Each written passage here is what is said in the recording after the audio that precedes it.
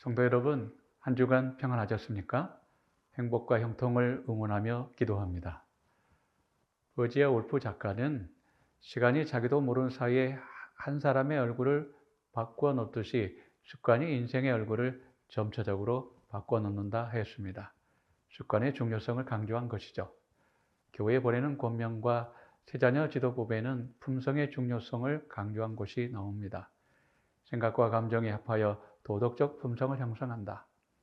참된 품성은 영혼의 성질이며 자체가 행위로 나타난다고 하였습니다. 생각, 감정, 행동이 뭉쳐진 품성이 주님 더욱 닮길 바라겠습니다. 이제 요한복음 20장 29절을 읽으며 제7과 믿는 자들은 복되도다를 함께 시작하겠습니다. 예수께서 이르시되 너는 나를 본고로 믿느냐? 보지 못하고 믿는 자들은 복되도다 하시니라. 이 구절은 도마로 대표되는 보고 믿는 자와 보지 않고 믿는 자를 대비하면서 더 나은 믿음이 어떤 믿음인지 알려주고 있습니다. 요한복음은 보지 않고도 믿게 하기 위한 책입니다. 이 일은 목격자의 진실한 증언을 통해 이루어지죠. 그런 의미에서 요한복음은 믿음과 생명을 위해 기록된 목격자들의 증언이라 할 수 있습니다. 다음은 일요일 아브라함도 미리 보고 기뻐함이란 주제를 살펴보겠습니다. 사람이 내 말을 지키면 영원히 죽음을 보지 아니하리라고 주께서 말씀하셨을 때 유대인들은 우리 조상 아브라함보다 더 크냐라고 예수님과 논쟁을 시작합니다. 이때 하신 말씀이 아브라함이 나기 전부터 내가 있느니라 하셨습니다. 이곳에 다시 에고 예미를 사용하면서 하나님의 신성과 절대성을 예수님은 선포하셨습니다. 내가 바로 그 여호와 하나님이시다고 하신 것이죠. 또한 아브라함은 나의 때 볼 것을 즐거워하다가 보고 기뻐하였다 하셨습니다. 교과 94페이지는 모리아산의 이삭의 희생 사건이 구속의 계획을 보여주는 창이라 했습니다. 창세기 22장과 창세기 15장을 통해 그리스도를 본 아브라함의 경험을 함께 살펴보겠습니다. 창세기 22장 9절 하나님이 그에게 지시한 곳에 이른지라 이에 아브라함이 그곳에 단을 쌓고 나무를 버려놓고 그 아들 이삭을 결박하여 단 위에 놓고 이곳 결박하다라는 단어는 도살하기 전 동물의 다리를 묶는 것과 더불어 희생 제물을 연상케 합니다. 이 같은 내용을 지지하듯이 창세기 22장과 레위기 16장에는 각각 번제, 양 그리고 보다라는 어휘들이 동일하게 나타나고 있습니다. 또한 유대 전승에는 이삭의 희생과 유월절의 상관성도 언급하고 있지요. 그리고 창세기 22장 7절 내 아버지여 하니 내 아들아 내가 여기 있노라. 번제할 양은 어디 있나이까? 번제할 어린 양은 어디 있나이까? 이 말은 아들 이삭이 처음으로 한 말이었습니다. 자세히 보면 창세기 22장 2절부터 16절까지 아들이란 단어가 무려 10번이나 나옵니다. 아버지와 아들은 뗄 수 없는 관계라는 사실을 여실히 드러내고 있지요. 이어서 창세기 22장 4절 눈을 들어 그곳을 멀리 바라본지라. 드디어 모리아산에 도착했습니다. 아브라함은 불과 칼을 들고 이삭은 번제에 쓸 나무를 지고 올라갑니다. 여러분, 분명히 아브라함 일행 중에는 2명의 종들과 나귀도 있었는데 왜 이삭이 나무를 지고 산을 오르고 있습니까? 그것은 희생당할 자가 자신의 희생 도구를 지고 올라가는 모습이죠. 여기서 십자가를 지고 골고다 언덕을 오르실 예수님이 또렷하게 보이고 있습니다. 이삭은 불과 칼, 번제나무 등으로 포위를 당하고 있었죠. 번제에 드려질 희생 제물처럼 말이죠. 창세기 22장 13절 아브라함이 눈을 들어 살펴본즉 한 수양이 뒤에 있었습니다. 그 아들을 대신해 죽을 그 양을 바라봅니다. 이때 아브라함의 마음은 어떠했을까요? 이때 아브라함은 유월절 어린 양 메시아를 보았습니다. 다시 읽겠습니다. 요한복음 8장 56절 너희 조상 아브라함은 나의 때 볼 것을 즐거워하다가 보고 기뻐하였느니라. 아브라함은 참다 결국에 참을 수가 없어 그 감격을 이렇게 토해냅니다. 창세기 22장 14절 아브라함이 그 땅 이름을 여호와 이레라 여호와의 산에서 준비되리라고 외쳤습니다. 그렇습니다. 모리아산은 갈바리로, 그리고 이삭의 희생 이야기는 예수 그리스도 십자가로 이어집니다. 약속의 후손 이삭은 영원한 언약을 이루실 메시아 그분을 선명하게 보여주고 있지요. 여기서 다시 나의 때 볼 것을 즐거워하다가 보고 기뻐하였느니라 라는 구절을 생각해 보겠습니다. 성경 주석에 따르면 고대 유대인들의 전통은 이 구절이 창세기 15장 9절에서 21절에 기록된 경험과 관련이 있다고 합니다. 그래서 이 구절들을 체크해 볼 것이죠. 그에 앞서 로마서 4장 1절에서 5절의 말씀을 먼저 보겠습니다.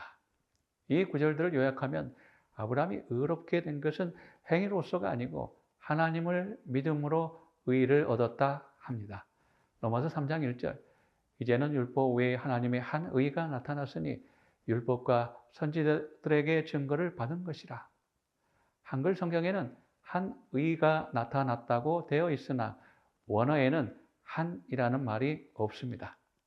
그리고 주목할 것은 율법과 선지자들에게 증거를 받은 것이라고 한 부분입니다.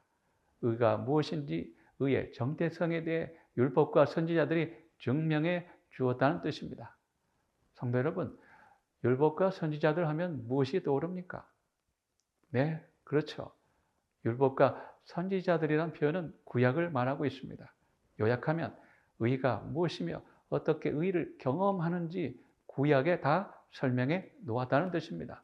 사실 칭의를 연구할 때 대부분 바울 서신 중심으로 이해를 하고 공부를 시작합니다. 그러나 정작 바울의 글을 보면 바울의 가르침은 구약에 기초하고 있습니다. 바울과 신약의 저자들은 구약에 나타난 믿음으로 말미암는 의의 사상을 확대, 발전, 적용하고 있음을 알게 됩니다. 믿음으로 말미암는 의가 계시된 창세기로 다시 가보겠습니다. 창세기 15장 6절, 아브라함이 여호와를 믿으니 여호와께서 이를 그의 의로 여기시고. 성도 여러분, 아브라함이 어떻게 의를 경험했나요? 이곳 말씀에 따르면 믿음입니다. 아브라함이 할례를 행했다는 기록과 아브라함에서 아브라함으로 계명한 이야기는 창세기 몇 장에 나오신 줄 아십니까? 15장에 나오나요? 아닙니다. 16장이에요? 아니죠. 17장에 가서야 나옵니다. 이것은 아브라함이 할례 받기 전에 이미 믿음으로 의를 경험했고 새 이름을 계명하기 전에 이미 믿음으로 의롭게 되었다고 말하고 있는 것이죠. 어떤 선행이나 공로보다 앞섰다는 것을 말하고 있죠. 아브라함이 믿음으로 의롭게 된 것은 15장 16절에 잘 나타나고 있는데요. 15장 16절의 배경은 15장 9절 이후에 계속 이어지고 있습니다. 창세기 15장 9절, 여호와께서 그에게 이르시되 나를 위하여 3년 된 암소와 3년 된 암염소, 3년 된 수양과 비둘기와 집비둘기 새끼를 취할지니라. 성도 여러분, 이 구절에서 어떤 동물들이 보이나요? 소가 보이고 염소, 양 등이 보이죠. 어떤 짐승들이 있나요? 그렇습니다. 성소에서 희생제물로 드려진 짐승들입니다. 이처럼 믿음으로 말미암는 의는 희생제물과 관련이 있다는 것을 감시하고 있습니다. 한두 구절 더 보겠습니다. 창세기 15장 17절, 18절. 해가 져서 어두울 때에 연기나는 화로가 보이며 타는 횃불이 쪼갠 사이로 지나더라. 그날에 여호와께서 아브라함과 더불어 언약을 세워 이르되, 여기에 나타난 쪼개다와 세우다의 동사는 모두 같은 어근에서 나왔습니다. 더욱이 메시아의 사명과 죽으심에 예언된 이사야 53장과 다니엘서 9장에서는 이 단어가 끊어지다로 쓰였다는 것입니다. 모두 그리스도의 희생과 죽음을 가리키고 있지요. 이처럼 믿음으로 말미암는 의인은 그리스도의 대속적 희생에 기초하고 있음을 창세기 15장과 22장은 알려주고 있습니다. 믿음으로 말미암는 의의 핵심은 우리의 죄가 그리스도에게 전가되고 회개한 죄에는 믿음으로 그리스도의 의를 받는다는 것입니다. 아브라함이 여호와 하나님을 믿음에 의롭게 되었습니다. 아브라함이 세상의 구주로 오실 메시아를 믿었다는 것이죠. 다음은 월요일 제목 마리아의 증언을 다루어 보겠습니다.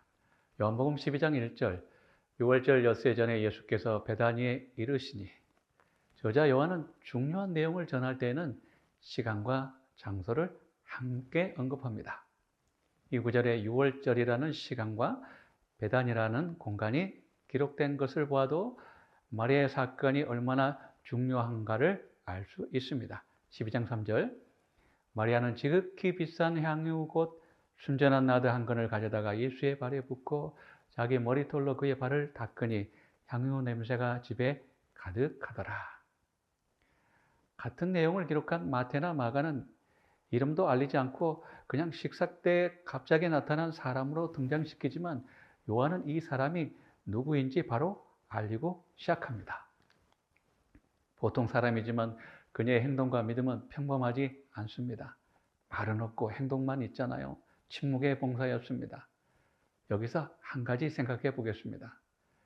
마태복음과 마가복음은 향유 붓는 사건을 예수님의 예루살렘 입성 이후에 기록해 놓고 있는데요. 근데 요한복음은 향유 붓는 사건이 예루살렘 입성보다 먼저 있습니다. 어찌된 일일까요? 요한의 실수였나요? 아닙니다. 그것은 주님의 예루살렘 사역 의미를 강조하기 위해서 순서를 바꾼 것이었죠. 예루살렘 입성 목적인 십자가, 즉 대속적 죽음을 먼저 알리려 했던 것이었죠. 요한의 신학적 의도가 확실히 깔려 있다 볼 수 있습니다. 마리아는 순전한 나드 한 근을 준비했습니다. 많은 식물에서 추출했기에 적은 양에도 비싸게 거래되었죠. 개인적으로 큰 희생이었습니다. 당시 한 근은 약 11.5원스로 300데나리온의 값, 즉 노동자의 1년 임금에 해당되었습니다. 시대의 소망은 그녀가 옥합을 깨뜨리고 향유를 예수의 머리와 발에 부었다라고 말합니다. 그리고 구주의 시신에 아낌없이 부으려고 했던 향기로운 선물을 그녀는 산몸에 부은 것이라 전해줍니다. 팔레스틴 풍습에는 사랑하는 사람이 죽었을 때 몸을 씻기고 향유를 바르고 향유가 든 병을 깨고 조각들을 시신과 함께 무덤에 놓았던 문화가 있었습니다. 이런 문화와 비교할 때 마리아의 선택과 행동의 차이가 있음을 우리는 알 수 있습니다. 향유 붓는 사건은 사복음서 모두가 기록하고 있죠. 복음이 전파되는 곳마다 기억될 것이라 주님 말씀하셨습니다. 이처럼 자원하는 마음은 항상 기념됩니다. 또한 자원하는 마음에는 가격을 매길 수가 없지요. 항상 있는 일은 항상 할 수 있지만 한 번 있는 일은 시간과 기회가 필요합니다. 나는 너희와 항상 함께 있는 것이 아니다라고 주님께서 말씀하셨습니다. 섬길 기회가 제한되어 있다는 뜻이죠. 성도 여러분, 우리에게도 이런 베다니가 있나요? 나에게도 베다니가 정말 있습니까? 우리 마음 다 열어 주님께 쏟아부은 그 사건, 그 일, 예수님께 정말 잘한 일, 그 베다니가 우리에게도 있는지 한번 살펴볼 필요가 있지 않나 생각됩니다. 요한복음 12장 4절 6절 제자 중 하나로서 예수를 잡아줄 가룟 유다가 말하되 이 향유를 어찌하여 300데나리온에 팔아 가난한 자들에게 주지 아니하였느냐라고 합니다. 이렇게 말하면 가난한 자들을 생각함이 아니요. 그는 도둑이라 돈깨를 맡아 거기에 넣는 것을 훔쳐 감이라라고 말하고 있습니다. 여기에 쓰인 훔쳐 감이라라는 말은 자신에게 맡겨진 직무를 남용해 사리사욕을 채우려 공금을 여러 차례 횡령했다는 뜻입니다. 그리스도께 전적으로 굴복하지 않았던 가룟 유다가 이기적인 도둑이 된 것은 전혀 이상하지 않습니다. 다음은 화요일 무심코 한 빌라도의 증언을 다루겠습니다. 순환의 장 18장, 19장에서 예수님 처벌을 원하는 유대인들과 예수님을 직접 신문하는 과정에서 나온 빌라도의 증언들을 살펴볼 것입니다. 예수님은 잡히신 후 대제사장 가야바의 장인 안나스와 가야바 그리고 빌라도 신문을 거치셨습니다. 먼저 요한복음 18장, 19장의 구절을 보겠어요. 쉽게 알 수 있듯이 빌라도와 유대인, 빌라도와 예수님 대화 국면이 간격을 두고 순차적으로 나타납니다. 보신 바와 같이 시작 A 단계는 유대인들이 예수를 처벌하도록 빌라도에게 예수님을 넘겨줍니다. 근데 끝부분 A1에서는 빌라도가 예수를 십자가에 못 박도록 넘겨주는 것으로 끝나고 있습니다. 빌라도가 세 차례 예수님의 무죄를 선언합니다. 18장 38절 나는 그에게서 아무 죄도 찾지 못하였노라. 요한복음 19장 4절 그리고 19장 6절 너희가 친히 데려다가 십자가에 못 박으라. 나는 그에게서 죄를 찾지 못하였노라. 이렇게 말하죠. 빌라도의 이런 선언은 신문 결과를 통해 알게 되었던 것을 확실하게 말하고 있죠. 예수께 죄가 없음을 직접 목격하고 그 결과를 알리는 장면이 여러 차례 나옵니다. 예를 들면 18장 38절 다시 유대인들에게 나가서 이르되 19장 4절 빌라도가 다시 밖에 나가 말하되 이런 곳에서 우리는 빌라도가 자신이 목격한 것을 유대인들에게 설명하면서 예수님의 무죄를 증명하기 위해서 노력했다는 것을 알 수 있습니다. 빌라도는 19장 14절에서 보라 너희 왕이로다 하면서 유대인들에게 예수를 증언합니다. 그러나 유대인들은 어떻게 했습니까? 이런 빌라도의 증언을 들으면서도 보면서도 유대인들은 예수님을 십자가에 못 박으라고 합니다. 이처럼 빌라도는 예수님을 증언했지만 그 결과는 불신과 살인이었습니다. 예수께서 십자가에 달리셨을 때 십자가 제패는 세 가지 언어로 기록되었습니다. 히브리어, 라틴어 그리고 헬라어였습니다. 마가와 누가의 제패 내용에는 유대인의 왕으로, 마태는 유대인의 왕 예수로, 그러나 요한은 빌라도가 쓴 나사렛 예수 유대인의 왕이라는 표현을 남겼습니다. 빌라도는 명패를 써서 예수가 누구인지 증언을 남겼지만 자신이 무죄라 정한 그리스도를 사형에 처했습니다. 초계문집 174쪽은 만일 빌라도가 자신의 양심을 따라 행동했더라면 그는 예수를 정죄하는 일에 관여하지 않았을 것이다 라고 말해줍니다. 예수님 운명보다 자신의 정치적 입지에 더 관심이 많았고 진리보다 유대인들을 더 기쁘게 하는데 신경을 썼던 빌라도였습니다. 다음은 수요일 도마의 증언을 들어보겠습니다. 요한복음 20장 24절 12제자 중에 하나인 디두모라 하는 도마는 예수 오셨을 때 함께 있지 아니한지라. 저자 요한은 디두모라 하는 도마를 소개하면서 시작합니다. 매사 정확하게 기술하려는 요한의 습관이 이름 하나를 소개할 때도 잘 묻어나 있네요. 25절 다른 제자들이 그에게 이르되 우리가 주를 보았노라 하니 도마가 이르되 내가 그의 손에 못자국을 보며 내 손가락을 그 못자국에 넣으며 내 손을 그 옆구리에 넣어보지 않고서는 믿지 아니하겠노라 하니라. 우리가 주를 보았다라는 표현은 복수의 목격자들이 주님을 반복해서 보았다는 것을 알려줍니다.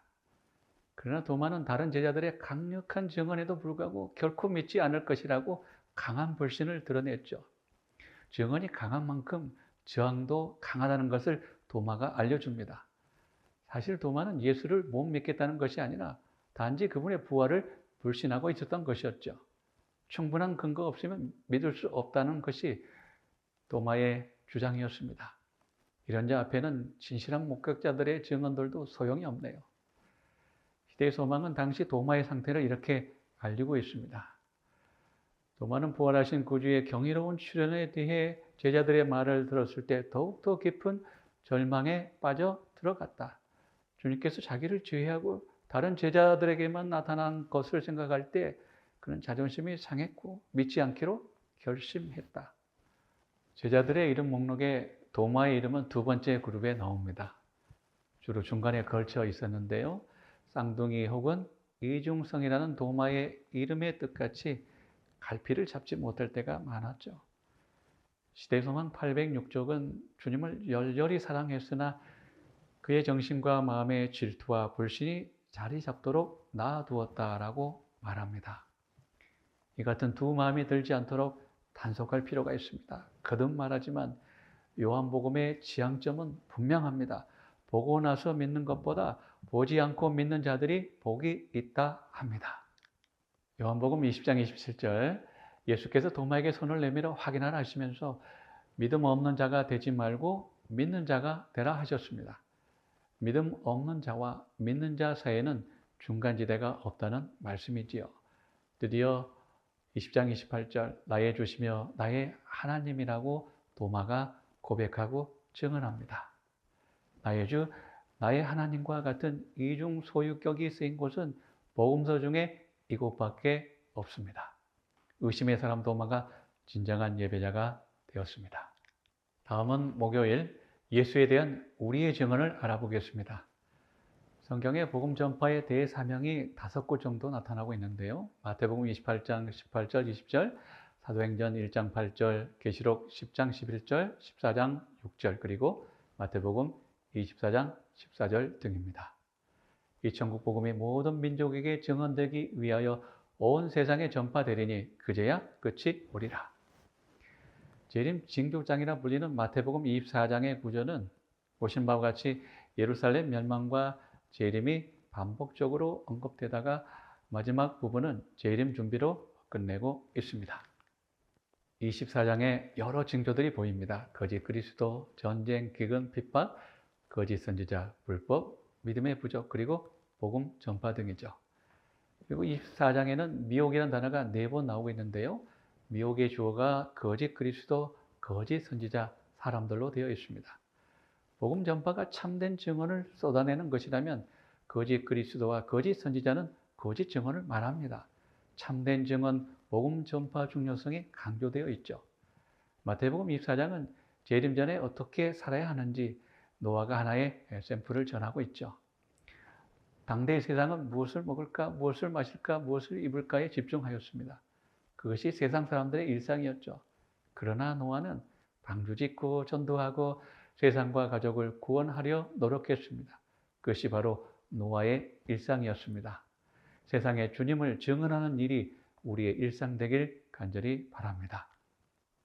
다시 언급하지만 마태복음 24장은 재림 전에 있을 세상의 징조들이 전개되고 있습니다. 난리, 역병, 지진, 해가 어두워지고 별들이 떨어지는 징조들입니다. 사실 이런 징조들은 말세를 살아가는 오늘날만의 현상이 아니고 예수께서 지상봉사 하시던 일에 시대마다 반복해서 나타나고 있는 시대적 징조들입니다.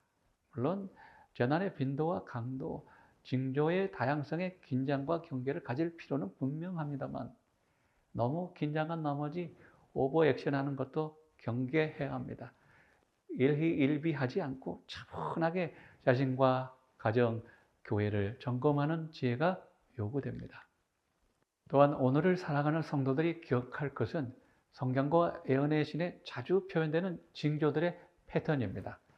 일반적 상황과 시대마다 경험되어 온 일상의 사례들이 아주 수두룩합니다.